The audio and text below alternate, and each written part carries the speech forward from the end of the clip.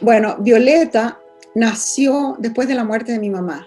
Mi mamá murió poco antes de la pandemia. Tenía 98 años, estaba completamente lúcida y murió muy rápidamente en mis brazos, después de una vida de complicidad con ella, en que nos escribíamos todos los días sin faltar.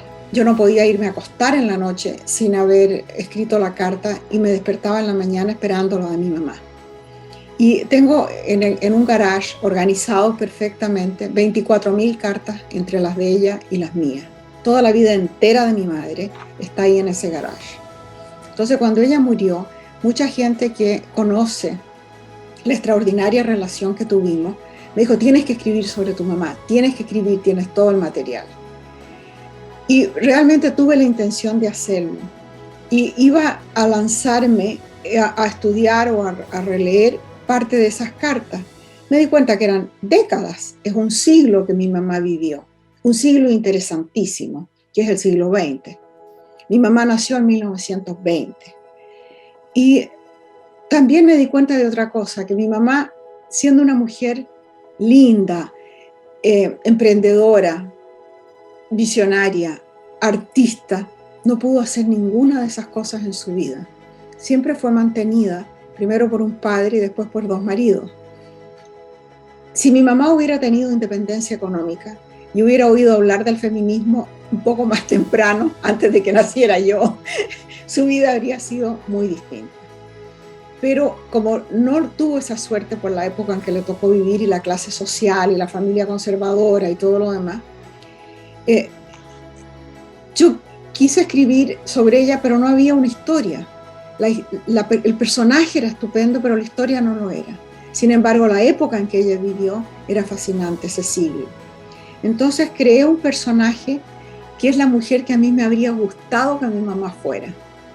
O sea, esa mujer, como era ella, linda, pero y fuerte, como era ella, pero que se escapa de la norma que se le planteaba a las mujeres de su época, que tenían que ser mujeres y esposas y nada más, y madres de alguien, y haber sido una mujer más independiente, emprendedora, que logra realizar aquellas cosas que mi mamá soñó y nunca pudo hacer.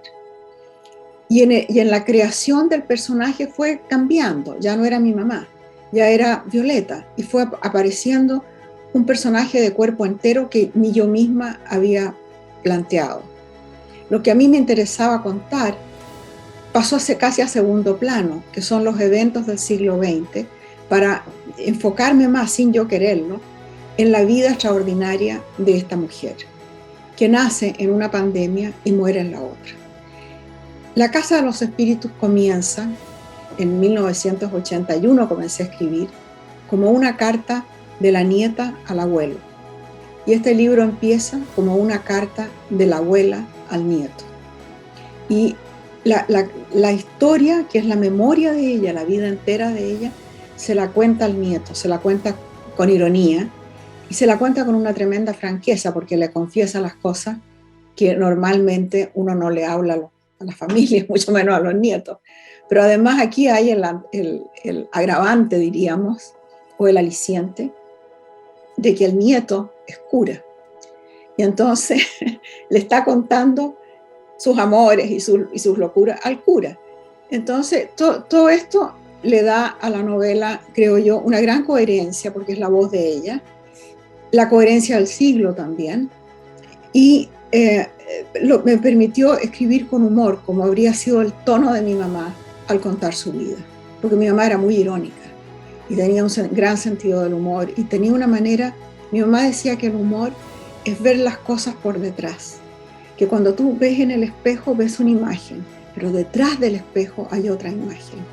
Y la idea es que en la literatura y en este libro en particular, ver todos los eventos por detrás, lo que normalmente no se ve.